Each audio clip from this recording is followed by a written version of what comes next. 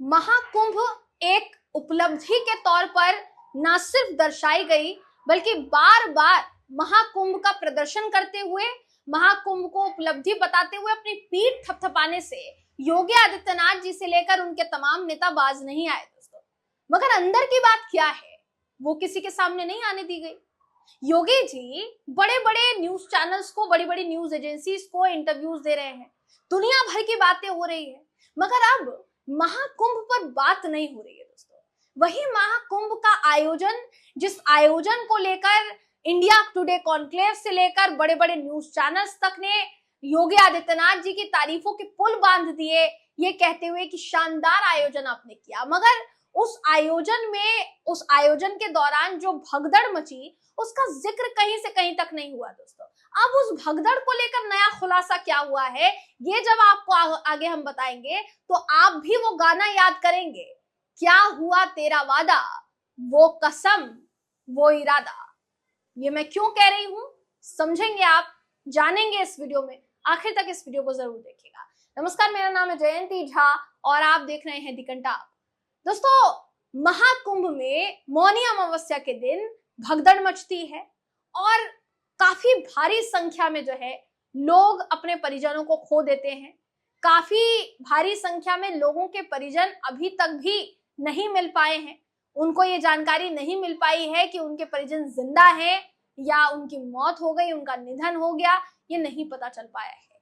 सरकार ने एक ऐलान किया था जिसके तहत सरकार ने कहा था कि जो भी महाकुंभ भगदड़ के दौरान जिनकी भी मृत्यु हुई है, जिनकी भी मौत हुई है, उनको सरकार की तरफ से 25 लाख रुपए का मुआवजा दिया जाएगा।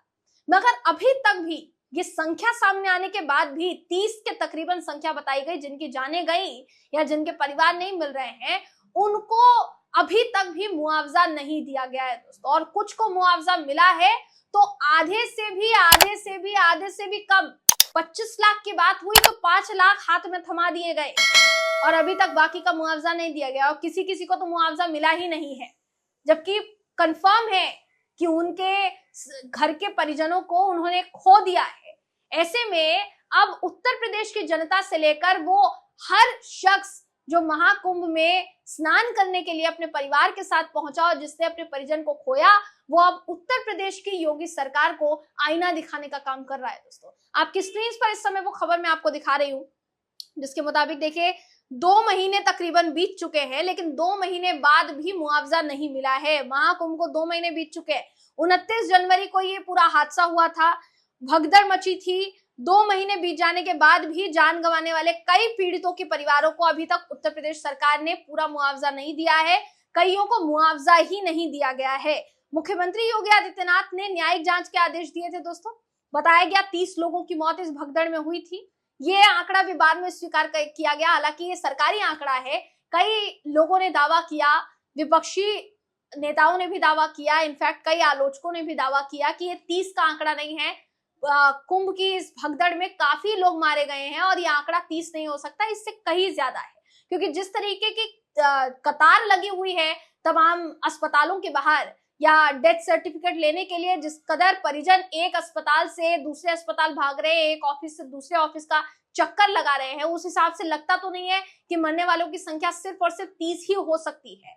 ऐसे में सवाल कई तरीके के उठाए गए, मगर सरकारी आंकड़ा कहता है कि 30 लोगों की मौत हुई है। चलिए मान लेते हैं 30 लोगों ने अपनी जान गंवाई, मगर उन 30 लोगों के परिवारों को अभी तक भी मुआवजे के लिए क्यों भटकना पड़ रहा है? क्या सरकार इस मामले पर जवाब देगी? सवाल यही है और पूछा जा रहा है, हम भी पूछ रहे हैं और बड़ी ही बेबाकी के साथ पूछ रहे हैं। क्योंकि जब महाकुंभ का आयोजन हुआ, लोगों ने वहां जाकर स्नान किया, तीर्थ यात्रा को एक तरीके से दोस्तों एक एडवर्टाइजिंग पूरे प्लेटफॉर्म बना दिया गया, फिर भी लोगों ने पीठ थपथपाई योगी आदित्यनाथ की कि इतना शानदार आयोजन किया है, मगर वो भगदड़ जो मचती है उस भगदड़ के न्यायिक जांच के आदेश दिए जाते हैं और उसके बाद मुआवजा नहीं दिया जाता। अब न्यायिक जांच के जो आदेश दिए गए उसमें भी क्या सामने आया है ये भी अभी तक पता नहीं चला है। खबर देखिए कहती है कि कई ऐसे परिवार हैं जिनका कहना है कि उन्हें या तो पूरा मुआवजा नहीं मिला या फिर केवल 5 लाख रुपए की राशि जो है वो दी गई है। जितने भी लोग लापता हुए हैं उनकी तलाश पुलिस कर रही है और उनके परिवार अभी भी अपने परिजनों का इंतजार कर रहे हैं कि कब उनका परिवार या उनका परिजन जो है उनको मिल पाएगा। अगर कई परिवारों की बात की जाए दोस्तों इसमें, तो कईयों के नाम जो है वो सामने आए हैं। जौनपुर के विनय राजभर ने बताया है कि उनकी दादी रामपति जो कि 70 साल की थी, चाची रीता देवी जो 35 साल की थी, इनकी भगदड़ में मौत हो गई थी और अभी तक इनको मुआवजा नहीं मिला है।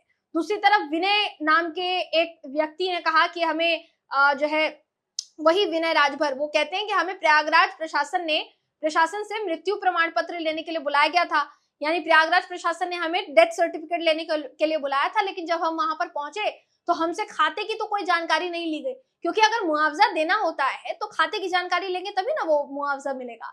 लेकिन मुआवजा जो है वो दिया तो तब जाता जब खाते की जानकारी ली जाती, मगर खाते की जानकारी जो है वो नहीं ली गई, यानी बैंक की डिटेल्स जो है वो नहीं मांगी गई, जिसके बाद ये उन्होंने कहा कि अभी तक उनको मुआवजा जो है वो नहीं दिया गया है। दूसरी तरफ बिहार के गोपालगंज के धनंजय कुमार गोंड जो है वो अपनी माँ तारा देवी 65 साल की जो थी उनको खो चुके हैं। उन्हें केवल 5 लाख रुपए मिले। राशि जो है वो घोषित राशि 25 लाख रुपए थी। यूपी के पीड़ित परिवार सीएम योगी आदित्यनाथ जी से अब कहीं ना कहीं राह निहार रहे हैं कि योगी आदित्यनाथ ही क्या पता न्याय दिलवा दें, क्योंकि इधर उधर बोलते तो नजर आ रहे हैं कि महाकुंभ में इतने करोड़ लोगों ने डुबकी लगाई, इतने करोड़ लोगों ने आस्था की डुबकी लगाई। जिनको सुअर दिखना था उनको सुअर दिखा, जिनको गिद्ध दिखना था उनको गिद्ध दिखा। न जाने क्या क्या कहा था योगी आदित्यनाथ जी ने दोस्तों, और महाकुंभ को लेकर ही कहा उन्होंने। लेकिन सवाल यही उठता है कि आप इतना सब कुछ कहने के बावजूद भी क्या इतने संवेदनशील नहीं हैं कि आपका प्रशासन उन पीड़ित परिवारों की मदद कम से कम मुआवजे के तौर पर तो कर सकता था।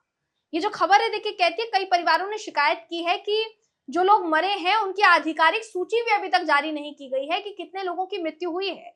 उप महानिरीक्षक हैं वैभव कृष्ण, इन्होंने पहले कहा था कि मृतकों की सूची जो है वो जल्दी पब्लिक कर दी जाएगी, लेकिन 2 महीने बीत गए, इंतजार खत्म नहीं हो रहा है।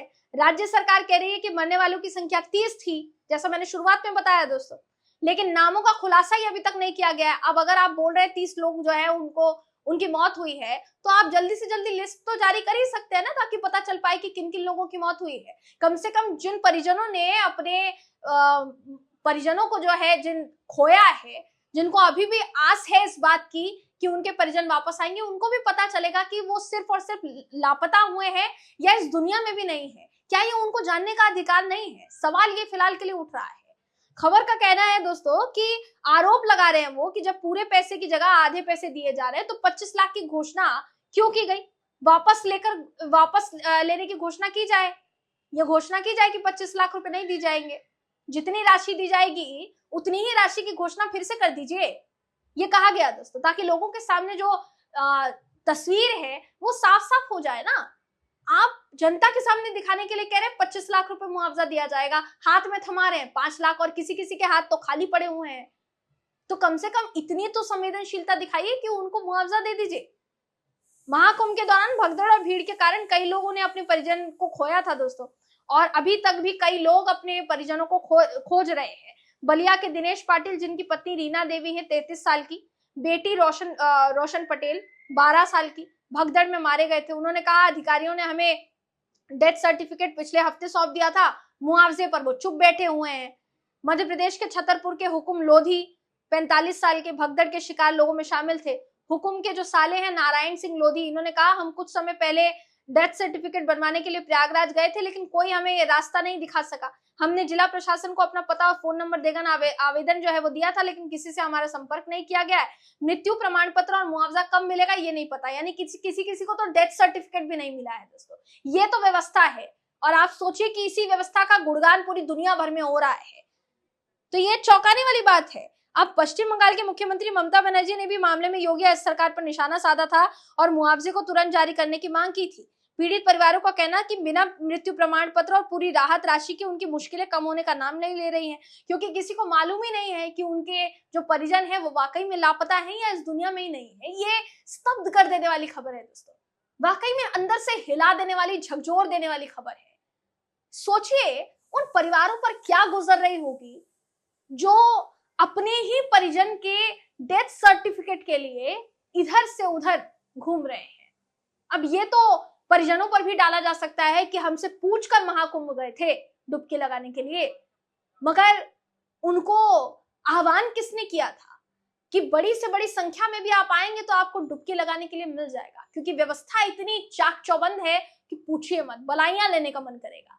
तो क्या अब वो सारी चीजें सच हो रही है या सब सारे के दावे जो है सारे के सारे वो धरे के धरे रह गए? आपकी राय क्या है इस पर कमेंट करके हमें जरूर बताइएगा। अगली वीडियो में आपसे फिर मुलाकात होगी, तब तक के लिए नमस्कार।